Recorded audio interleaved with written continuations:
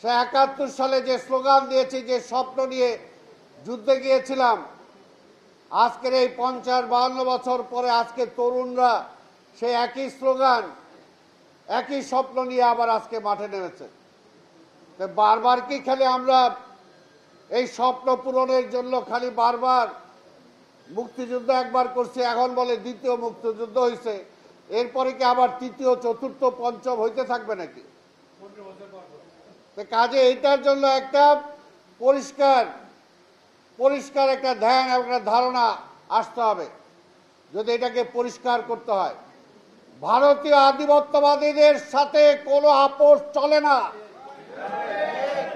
তাদেরকে কোথাও রেখে বাংলাদেশকে সামনের দিকে এগিয়ে নিয়ে যাওয়া যাবে না।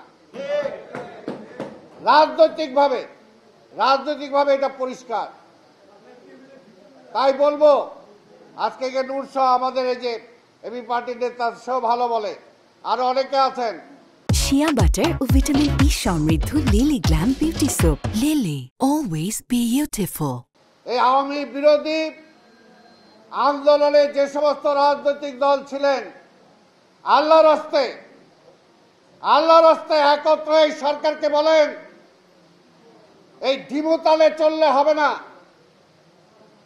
এই ঢিমুতালের সময় কতদিন? সময় বলবেন সময় চলে যাবে, কিন্তু আসল কাজগুলো হবে না। তার মধ্যে ষড়যন্ত্র একের পর এক আছেই।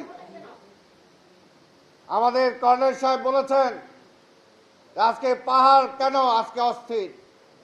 আমি বললো শুধু একা পাহাড় না, বাংলাদেশে কিন্তু এখন পর্যন্ত অস্থির। সামনে মাত্র গুটি কয়েক উপদেষ্টা, আর ভিতরে মাল মশলা সব হলো স্বৈরাচার। কাজে এটা বুঝতে হবে, গায়ে কি লাগলো না লাগলো সেটা গায়ে তো লাগছেই।